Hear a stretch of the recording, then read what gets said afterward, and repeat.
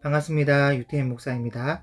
오늘은 말라기서 3장과 4장을 끝으로 말라기서를 마치려고 합니다. 말라기서 3장과 4장은 결국 하나님께서 떠나가실 것과 언젠가 때가 되면 내 사자를 보내겠다는 그런 말씀이 나오는데, 문제는 하나님께서 생각하는 시간과 사람들이 살아가는 시간에 차이가 많이 난다는 것입니다. 하나님에게는 하루가 1000년 같고 1000년이 하루 같으시니까 400년이 잠깐일지 모르겠지만 우리 사람에겐 너무나 긴 시간이죠. 그 시간이 단절되어 있었다는 것입니다. 그래서 그 400년 동안 하나님과의 교제가 하나도 이루어지지 않은 채 수많은 사람들이 진리를 접하지 못하고 멀어졌는데, 이런 것을 보면 우리는 항상 두렵고 떨림으로 조심해야 하고, 무엇보다 하나님의 은혜의 문이 이렇게 한번 닫히게 되면 오랫동안 지나가 버린다는 것이죠. 그래서 이사야서에서도 말씀하고 있듯이 하나님의 은혜의 문이 닫혀버리니까 어느 때까지 닫히게 되었냐면, 예루살렘이 황폐하게 되어서 주민이 없어지고 토지도 황폐하게 될 때까지 은혜의 문이 닫히게 된다는 그런 말씀을 하고 있습니다. 오랫동안 닫히게 된 것이죠. 그래서 이제 말라기 3장을 함께 살펴보자면요. 1절입니다. 만군의 여호와가 이르노라, 보라, 내가 내 사자를 보내리니 그가 내 앞에서 길을 준비할 것이요.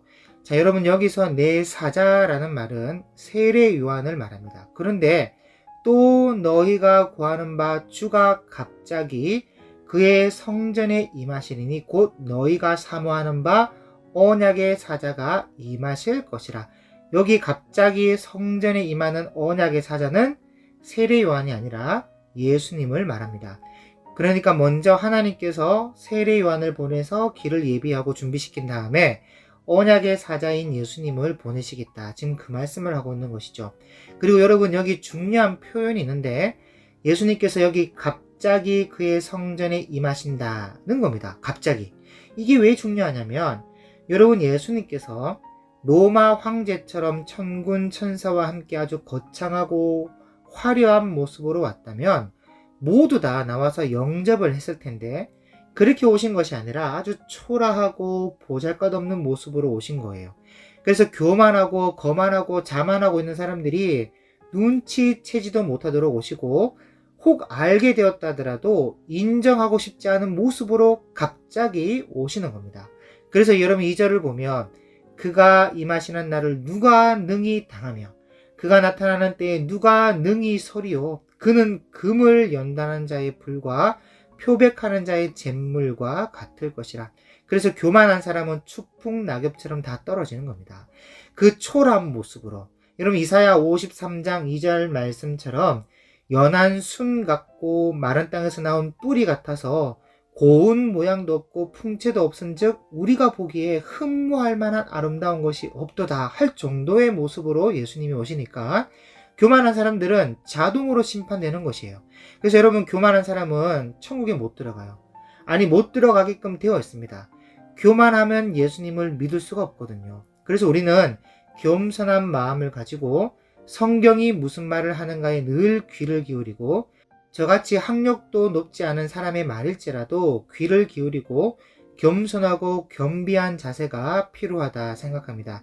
그리고 1절에서 하나 더 살펴볼 것은, 갑자기 그의 성전에 임하신다는 것이 어떻게 이루어졌냐면, 여러분, 이것은 예수님의 성전 청결, 성전 숙청 사건으로 이어졌다고 볼 수 있어요.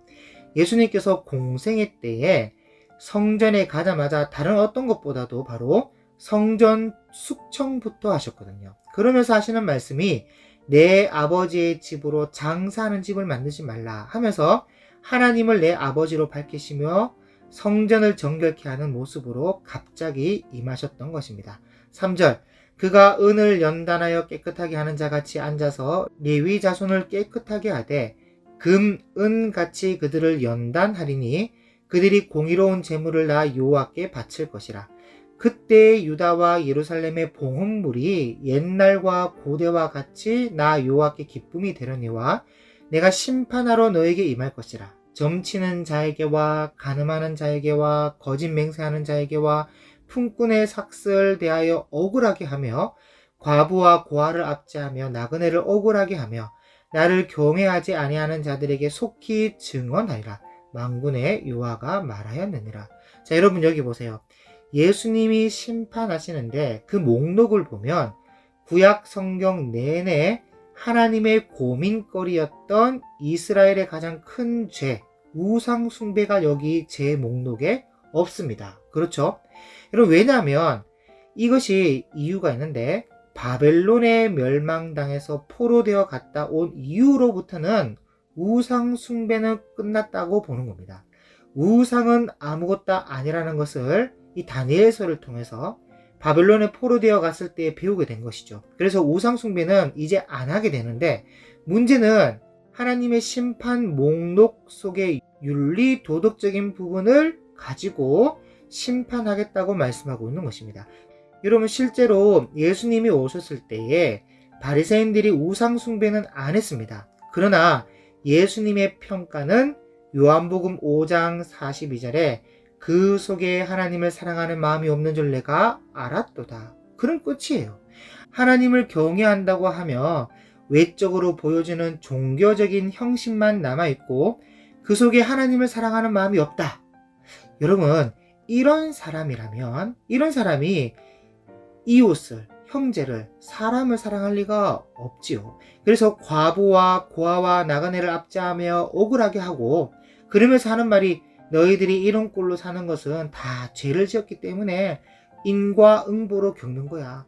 하나님께 버림받은 거야. 택함받지 못해서 그래. 그런데 우리를 봐라. 우리 바리새인 사두개인들은 그렇지가 않아. 하나님의 선택받은 사람이 하면서 교만이나 떨고 가난하고 어려운 사람들의 삶을 죄인들의 삶으로 치부해버리는 그런 사람들이 그 당시에 있었다는 것이죠. 사랑이 없습니다. 사랑이. 여러분, 그러면 다시 말씀드리지만 끝입니다. 무조건 지옥행이에요. 여러분, 1000대까지 복을 주겠다고 하는 그 전제가 뭐냐면요, 나를 사랑하고 내 계명을 지키는 자라야 그렇게 된다는 것인데, 하나님을 사랑하지도 않고 주의 계명을 지키지도 않으면서 11조 하면 복 받는다? 절대 아닙니다. 여러분, 예수님께서 그렇게 11조를 완벽하게 바치는 바리새인들을 향해 하시는 말씀이 뭐냐? 독사의 자식들아, 누가 너희를 가르쳐 임박한 진노를 피하라 하더냐? 그렇게 말씀하신 거 아니에요. 그래서 여러분, 아주 중요한데요, 우리가 하나님이 한 분이신 것을 믿는 것, 솔직히 말씀드려서 그거 믿음이라 할 수 있지만 참 믿음은 아닙니다. 우리가 믿는다는 믿음이 하나님은 한 분이시다, 전능하시다, 물론 이것도 믿어야 되지만 그걸로 믿음이 완성되었다고는 말할 수가 없어요. 진짜 참 믿음은 하나님이 우리를 사랑하셨구나, 나를 사랑하셨구나, 이것이 믿어져야 진짜 믿음입니다. 그래서 결국 그 믿음 때문에 하나님의 사랑에 응답하는 삶을 사는 것, 이것이 믿음의 완성이라 할 수 있다는 것이죠. 여러분, 예수님께서 새 계명을 너희에게 주노니 서로 사랑하라. 내가 너희를 사랑한 것 같이 너희도 서로 사랑하라. 너희가 서로 사랑하면 이로써 모든 사람이 너희가 내 제자인 줄 알리라. 이렇게 말씀하셨습니다. 6절입니다. 나 여호와는 변하지 아니하나니 그러므로 야곱의 자손들아 너희가 소멸되지 아니하느니라. 여기 소멸되지 않는다. 여러분, 사실 하나님께서 아브라함과 이삭과 야곱과 다윗에게 언약하신 것이 있어서 소멸되지 않는 것이지, 그 언약이 없었다면 벌써 없어져도 몇 번이나 없어졌습니다. 이들은. 어쨌든 이 소멸되지 않는 말씀은 아직도 유효하고 있고요. 지금 이 시대, 이 현실과 앞으로 미래 때, 마지막 때까지도 이 언약은 소멸되지 않고 유효합니다. 만군의 여호와가 이르노라. 너희 조상들의 날로부터 너희가 나의 규례를 떠나 지키지 아니하였도다. 그런즉 내게로 돌아오라. 자, 여러분, 내게로 돌아오라. 여러분, 구약 성경 내내 들려온 말씀 아닙니까? 그리고 여러분 보세요. 나의 규례를 떠나 지키지 아니하였도다. 이렇게 말씀하고 있는데, 보통 우리가 하나님을 떠났다고 표현할 때 무엇이 하나님을 떠난 것이냐? 바로 다른 것이 아니라 하나님의 규례를 떠나면 하나님을 떠난 것이 되는 것이고, 그리고 하나님을 멸시하고 무시한다고 했을 때도 무슨 사람처럼 하나님이 눈에 보이는 것도 아니고, 또 보인다고 그 누가 하나님을 면전에 대고 무시할 수 있겠습니까? 믿는 사람이라면 아무도 못하죠. 그런데 보이지 않다 보니까 믿는 사람이라고 말하는 사람도 하나님을 무시하는 경우가 있는데, 어떻게 무시하냐 그거를. 하나님의 말씀을 멸시하고 무시함으로 하나님을 무시하는 겁니다. 여러분, 이게 중요한 말인데, 이스라엘 사람들이 하나님을 몰라서 무시한 게 아니에요. 또 하나님을 몰라서 떠난 게 아닙니다. 하나님께서 너희가 나를 떠났다, 나를 멸시하고 무시했다 하는 이 모든 말들이 나의 규례를 떠났다, 내 말을 지켜 순종하지 않았다, 여기에 다 걸리는 겁니다. 그래서 내게로 돌아오라 했을 때 다른 게 아니고 하나님의 말씀 앞으로 돌아와라, 하나님의 규례를 지키는 것으로 돌아오라는 그런 말이에요. 그래서 여러분, 성경 66권을 단 하나도 빼지 말아야 하는 이유가 여기 있는 겁니다. 하나님의 말씀, 곧 성경을 무시하는 것은 하나님을 무시하는 행위예요. 뭐 성경이 다가 아니다, 지금 시대가 어떤 시대인데 아직 구닥다리 그런 사고방식으로 성경 하나만 붙잡고 있냐, 이런 말을 하는 목회자들도 있는데, 그렇게 말하는 성도들도 더 많죠. 그 전부 다 하나님을 무시하고 하나님을 멸시하는 것이에요. 7절 계속해서 그런즉 내게로 돌아오라, 그리하면 나도 너희에게로 돌아가리라 하였더니 너희가 이르기를 우리가 어떻게 하여야 돌아가리이까 하는도다. 그러니까 돌아가는 방법은 간단해요. 방금 제가 말씀드린 대로 하나님의 율례와 계명과 법도를 지킴으로 돌아갈 수 있습니다. 그렇게 돌아가면 돼요. 그런데 이들이 지금 말대꾸하는 말을 들어보면, 이들은 지금 내가 우리가 잘 지키고 있는데 뭐 이미 우리가 예배도 잘 드리고 있고 뭐 율례를 지킨다고 하면서 다 하고 있는데 뭐 그게 뭐가 문제가 되는데, 우린 잘하고 있는데 왜 자꾸 돌아오라고 말하고 있느냐, 이런 뉘앙스죠. 그리고 여기 너희가 이르기를 우리가 어떻게 하여 돌아가리까, 여기 좀 줄 좀 그어 놓으시고요. 6번째 말대꾸라고 기록해 놓으면 좋겠습니다. 자, 8절입니다. 사람이 어찌 하나님의 것을 도둑질하겠느냐, 그러나 너희는 나의 것을 도둑질하고도 말하기를 우리가 어떻게 주의 것을 도둑질하였나이까 하는도다. 이는 곧 11조와 봉헌물이라. 여기 또 말대꾸가 나오죠. 우리가 어떻게 주의 것을 도둑질하였나이까, 이런 줄 꺼 놓으시고요. 7번째 말대꾸입니다. 그리고 여기 봉헌물이 나오는데, 이 봉헌물이 뭐냐면요, 구약 성경에는 첫 열매를 말씀하고 있는 거예요. 그래서 오늘 신약시대, 오늘 우리가 살아가는 이 시대에는 이 첫 열매를 말 그대로 우리가 첫 봉급도 되고 첫 월급도 되고 하지만, 일단은 우리가 살아가는 이 시대에서는 첫 열매를 내라고 강조하지는 않고 있습니다. 첫 열매의 정신, 봉헌물의 정신을 일단은 가져와서 억지로 헌금을 내는 것이 아니라 정성으로 하나님을 사랑하는 마음으로 드려야 한다는 그 마음을 지금은 교육을 하고 있는 중이죠. 세례 교육할 때. 그래서 여러분, 교회가 세례 교육을 할 때 11조를 내든지 감사 헌금을 내든지 어떤 헌금을 내든지 간에 억지로 내는 것이 아니라 정성과 사랑을 담아 드려야 한다는 것을 교육을 하고 있습니다. 이걸 봉헌물의 의미로 이제 받아들이고 있는 것이죠. 9절, 너희 곧 온 나라가 나의 것을 도둑질하였으므로 너희가 저주를 받았느니라. 이런 배경을 공부해서 아시겠지만, 느헤미야가 페르시아에 갔다 오는 그 짧은 한 3년의 기간 동안, 그 사이에도 백성들이 11절을 내지 않고 또 봉헌물을 내지 않아서 레위인들이 먹고 살 길이 없어서 다 떠나버린 그런 사건 보셨지 않습니까? 그런데 이제 느헤미야가 죽고 율법에 능통한 민족의 참 지도자가 사라지고 나니까 어떻게 돼버리겠습니까? 온 나라 백성들이 하나님의 것을 도둑질하면서 11조도 봉헌물도 제때 제대로 내지 않는 겁니다. 그래서 하나님이 너희가 저주를 받았느니라. 이 저주가 2장에서는 자녀들 후손들을 저주하는 것으로 말씀하셨죠. 만군의 여호와가 이르노라, 너희의 온전한 11조를 창고에 들여 나의 집에 양식이 있게 하고 그곳으로 나를 시험하여 내가 하늘 문을 열고 너에게 복을 쌓을 곳이 없도록 붙지 아니하나 보라. 여러분, 여기 아니하나 보라 말씀하셨지만 사실 이날 이후에 11조 드린 사람 없고 복을 쌓을 곳이 없도록 받아본 사람도 없습니다. 사실은 이 말라기를 끝으로 관계가 끊어졌어요. 400년간. 신약시대에 와서 예수님이 오셨을 때 바리새인들이 11조를 낸다고 하면서 철저하게 11조를 드린다고 하고 있었지만, 그 또한 하나님을 사랑하는 마음으로 하지 않았기 때문에 드린 11조만 아까울 뿐이었습니다. 아무것도 아니었어요. 그래서 무조건 11조를 드린다고 해서 복을 받을 수 있는 게 아닙니다. 중요한 것은 7절에 너희가 나의 규례를 떠나 지키지 아니하였도다. 그런즉 내게로 돌아오라. 여기에 모든 것이 달려 있다는 것이에요. 하나님의 규례를 지킴으로 하나님께 돌아가야 되는데 이 규례를 지키는 것이 뭐냐? 궁극적인 핵심이 뭐냐? 하나님을 사랑하고 경외하며 삶 속에 하나님을 사랑하는 것과 이웃을 사랑하는 그 강령을 지키는 삶이 있어야 한다는 것입니다. 그러면서 드리는 11조와 봉헌물은 하나님이 기쁘게 받으신다는 것이고, 그럴 때 하나님께서 복을 쌓을 곳이 없도록 붙지 아니하나 한번 보라. 복을 부어주시겠다는 것이에요.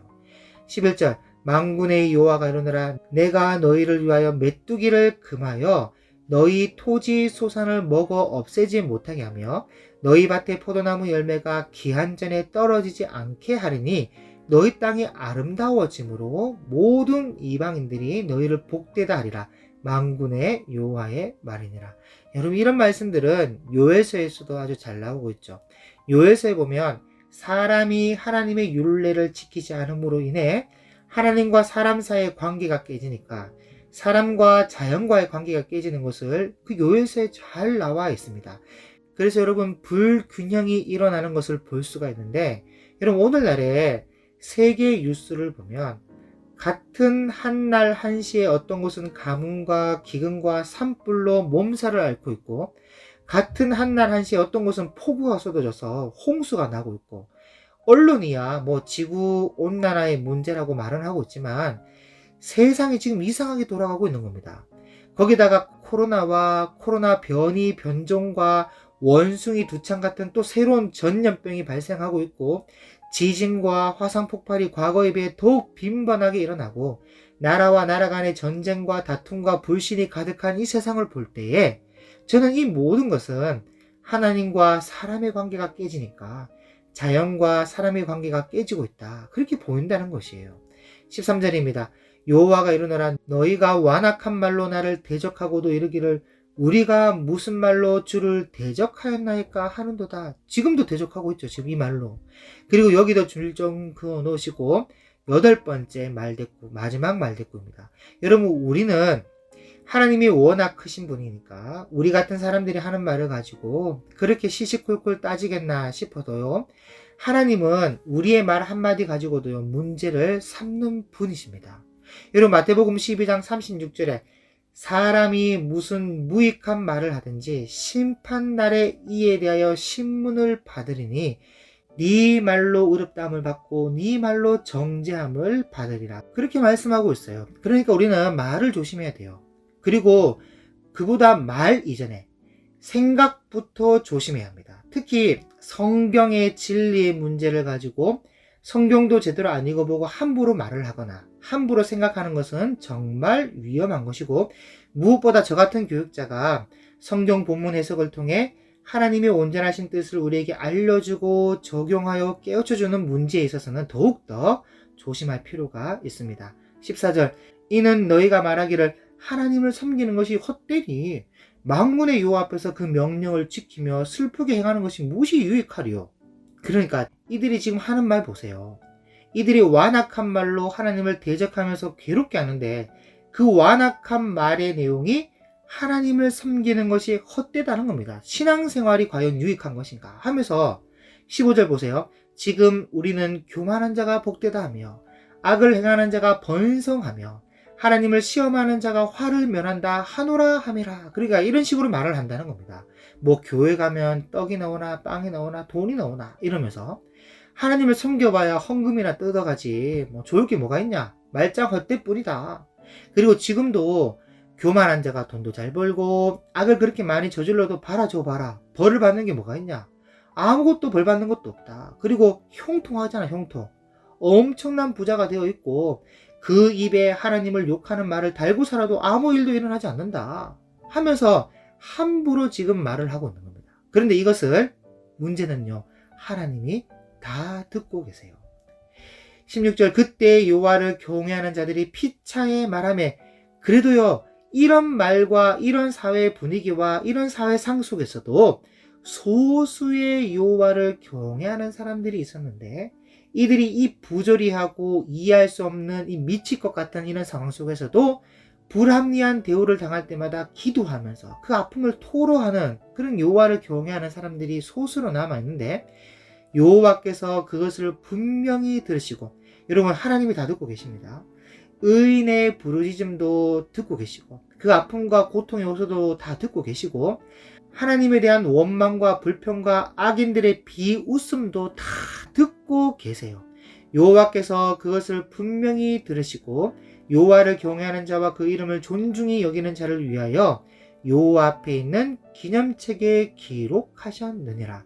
그래서 마태복음 12장 36절에 사람이 무슨 무익한 말을 하든지 심판날에 이에 대하여 신문을 받으리니 네 말로 의롭다함을 받고 네 말로 정죄함을 받으리라. 그렇게 예수님께서 말씀하고 계신 것입니다. 다 기록되어 있습니다. 17절 만군의 여호와가 이르노라 나는 내가 정한 날에 그들을 나의 특별한 소유로 삼을 것이요 또 사람이 자기를 섬기는 아들을 아낌같이 내가 그들을 아끼리니. 자, 여러분, 여기서 그들이 누구냐? 이 그들이 누구냐면 16절에 여호와를 경외하는 자를 말하는 것인데, 하나님께서 이들을 마치 부모가 아들을 아낌같이 아끼겠다고 지금 말씀하고 있어요. 그래서 여러분, 이런 말씀을 보면요, 하나님은 아무나 다 사랑하는 분이 아니고 또 모든 사람을 사랑하시는 분도 아닙니다. 만약 모든 사람을 다 사랑하시는 분이시고 무조건적인 사랑을 하시는 분이시라면 여러분, 아무도 지옥에 가면 안 되죠. 그리고 여호와를 경외하는 자, 그 이름을 존중히 여기는 자와 말로 여호와를 대적하는 자를 나누면 안 됩니다. 그런데 그렇지가 않아요. 하나님은요, 구별하고 있습니다. 말라기 1장에 하나님이 야곱은 사랑했지만 에서는 미워했다 이렇게 말씀하고 있잖아요. 무조건적인 사랑이 아닙니다. 그리고 예수님도요, 니골라 당의 행위를 내가 미워한다 그렇게 요한계시록에 말씀하고 있습니다. 그리고 예수님도요, 이 독사의 자식들아 누가 너희를 가르쳐 임박한 진노를 피하라 하더냐 이런 말씀을 하셨는데 어떻게 무조건적인 사랑이라 말할 수가 있겠냐는 것이죠. 그러니 여러분, 성경을요 반쪽만 보면 안 돼요. 반쪽만. 물론 의인의 밭이나 악인의 밭이나 비를 함께 내려주는 정도는 하시죠. 그렇다고 해서 모두 다 무조건적으로 사랑하느냐? 전혀 그렇지가 않습니다. 그래서 여러분 18절에 그때 너희가 돌아와서 의인과 악인을 분별하고 하나님을 섬기는 자와 섬기지 아니하는 자를 분별하리라. 그래서 심판이 있는 겁니다. 심판이. 분별하니까. 4장입니다. 만군의 여호와가 이르노라 보라 용광로 불 같은 날이 이르니니 교만한 자와 악을 행하는 자는 다 지푸라기 같을 것이라. 그 이르는 날에 그들을 살라 그 뿌리와 가지를 남기지 아니할 것이로되 내 이름을 경외하는 너에게는 공의로운 해가 떠올라서 치료하는 광선을 비추리니 너희가 나가서 외양간에서 나온 송아지같이 뛰리라. 자, 여러분, 여기 용광로 불 같은 날은 예수님의 재림이 아니고요, 초림하시는 날인데 그때 교만한 자와 악을 행하는 자는 다 지푸라기 같을 것이다 이런 말씀을 하고 있는 것입니다. 아까 말씀드렸던 것처럼 예수님께서 초림하실 때 예수님이 뭔가 웅장하고 멋진 곳에 임하시는 것이 아니라 세상 가장 낮은 자리 마국간에서 태어나시고 외모도요 마른 땅에서 나온 뿌리 같아가지고 고운 모양도 풍채도 없고 흠모할 만한 아름다운 것이 그렇게 못생겼어요. 그런 별명은요 나사렛 예수라고, 세상의 눈으로 볼 땐 흠모할 만한 것이 하나도 없을 정도로 초라했습니다. 여러분, 그럴 때 교만한 사람은 예수님을 믿을 수가 없다는 것이에요. 여러분, 예수님 초림 때가 정치적으로 하면 로마가 지배하고 있고 왕권은 헤롯 대왕이 쥐고 있고 문화는 헬라 문화가 온 천지를 장악하고 있고 종교적으로 하면요 지리멸렬하게 바리새파, 사두개파, 에세네파, 쿰란파, 서기관, 열심당 하면서 갈갈이 찢어져 있는 이런 시대에 예수님이 나사렛 예수라며 하나님의 말씀을 가르치고 사람들을 몰고 다니니까 그때 교만한 사람들은 저건 또 뭐야? 하면서 예수님을 받아들이지 못하는 겁니다. 그래서 겸손한 사람, 심령이 가난하고 애통하고 내가 죄인이라면서 하나님의 말씀을 겸허히 받아들이는 사람만이 당시 예수님을 보고 믿음으로 받아들일 수가 있었다는 것이에요. 그래서 예수님이 오시는 날이 용광로 불 같은 날인 것입니다. 그때 예수님을 받아들이느냐 못 받아들이느냐 이 두 개로 나눠지게 되는데, 받아들이지 못하는 교만한 사람들은 지푸라기 같이 타버리는 것이고, 받아들이는 사람들은 내 이름을 경외하는 사람으로서 공의로운 해로 치료함을 받는 것입니다. 3절, 또 너희가 악인을 밟을 것이니 그들이 내가 정한 날에 너희 발바닥 밑에 재와 같으리라. 만군의 여호와의 말이니라. 자, 여러분, 여기에 내가 정한 날, 이 날은 어떤 날이냐면 심판의 때입니다. 지금 당장은 악인들이 득세하고 환난과 고난과 아픔으로 눈물 마를 날이 없이 살아가지만, 심판의 때에는 예수님과 함께 심판하는 자리에서 악인들의 말로를 보게 된다. 그런 말씀을 하고 있는 것이죠. 4절, 너희는 내가 호렙에서 온 이스라엘을 위하여 내 종 모세에게 명령한 법, 곧 율례와 법도를 기억하라. 그럼요, 당연히 기억해야죠. 이것을 잊고 하나님의 규례를 떠났으니까 반드시 기억해서 돌아와야 합니다. 하나님의 규례를 지키는 것으로, 지키는 쪽으로 돌아와야 해요. 보라, 여호와의 크고 두려운 날이 이르기 전에 내가 선지자 엘리야를 너에게 보내리니. 이 엘리야가 세례 요한이죠. 그리고 여기 크고 두려운 날, 이 날이 예수님이 초림 때 교만한 자와 악을 행하는 자를 불살라 뿌리와 가지를 남기지 않는 날, 나사렛 예수라는 이름으로 초라하게 오시는 예수님을 보고 믿지 않으므로 추풍 낙엽처럼 떨어져 나가는 그 두려운 날, 그날이 오기 전에 세례 요한을 보내겠다는 그런 말씀인데요. 나중에 예수님이 재림하시는 날에도요, 엘리야 같기도 하고 모세 같기도 한 두 증인이 예루살렘으로 보내심을 받게 됩니다. 그게 요한계시록에 기록되어 있는데, 언젠간 한번 유튜브를 통해서 공부할 날이 있을 것입니다. 그때 요한계시록 1장부터 자세히 설명해 드리도록 하겠습니다. 5절, 보라, 여호와의 크고 두려운 날이 이르기 전에 내가 선지자 엘리야를 너에게 보내리니 그가 여호와의 마음을 자녀에게로 돌이키게 하고 자녀들의 마음을 그들의 아버지에게로 돌이키게 하리라. 돌이키지 아니하면 두렵건대 내가 와서 저주로 그 땅을 칠까 하노라 하시니라 하고, 하나님께서 구약의 문을 쾅 하고 닫아 버리십니다. 그리고 난 뒤에 이제 예수님이 오시기 전 세례 요한이 나타나서 굉장히 무섭게 외치죠. 회개하라 독사의 자식들아, 누가 너희를 가르쳐 임박한 진노를 피하라 하더냐. 회개에 합당한 열매를 맺고 속으로 아브라함이 우리 조상이라고 생각하지 마. 하나님이 능히 이 돌들로도 아브라함의 자손이 되게 할 수 있어. 그러니 이미 도끼가 나무 뿌리에 놓였고 좋은 열매를 맺지 않는 나무마다 찍어서 불에 던질 거야 하면서 무섭게 외치는데, 이 세례 요한이 아버지의 마음을 자녀에게로 돌이키고 자녀들의 마음을 그들의 아버지에게로 돌이키는 것입니다. 그래서 예수님께서 이렇게 말씀하시죠. 여자가 낳은 자 중에 세례 요한보다 큰 이가 일어남이 없도다. 그렇게 말씀을 하신 것입니다. 왜냐하면 그 누구도 해내지 못한, 여러분 구약에 뭐 누구를 회개했다 있습니까? 그렇게 많은 선지자들이 와서 외쳤지만 누군가를 회개를 시켰다 이런 말들이 있냐고요? 없어요. 그런데 세례 요한은 해내는 겁니다. 그 누구도 해내지 못한 회개하는 일을 해냈기 때문에 예수님께서 세례 요한보다 큰 이가 일어남이 없도다 이렇게 말씀을 하신 것이죠. 그런데 여러분, 아무리 세례 요한이 이 위대한 일을 해냈다 하지만 짧은 시간 안에 백성들 중에서 일부만 돌이켰습니다. 소수예요. 그리고 나중에 사도행전에 들어가 보면 베드로가 하루에 3,000명, 5,000명, 뭐 나중에는 수만 명이 돌이켰다고 기록하고 있지만, 시간이 지나서 히브리서 성경을 보면 베드로 때 회개했던 사람들이 거의 대부분 옛날 유대교로 돌아가 버렸습니다. 그렇기 때문에 이 히브리서가 기록된 것이거든요. 그래서 실제로 회개하고 하나님께 정말 돌아와서 경외하는 삶을 살아가는 사람은 그렇게 많지가 않습니다. 소수예요. 여러분, 예수님 때도요, 예수님을 그렇게 따라다니며 간슬게 다 빼줄 것 같이 따라다녔던 그 수많은 사람들의 백성들이 알고 봤더니 기적이나 보고 떡이나 얻어먹으려고 한 사람들이었고, 예수님을 십자가에 못 박으라 소리친 사람들 아닙니까? 그래서 진정으로 회개하고 그 마음을 돌이켜서 하나님을 경외하는 사람, 하나님께로 그 마음을 향했던 사람들은 소수로서 그렇게 많지 않았던 것으로 봅니다. 그렇기 때문에 여러분, 우리만큼은요, 성경을 바른 시선으로 좀 보고 하나님의 마음, 하나님의 심정이 어떠하였는지 잘 헤아려서 하나님을 사랑하고 하나님께 사랑받는 저와 여러분이 될 수 있기를 주님의 이름으로 축복합니다. 감사합니다.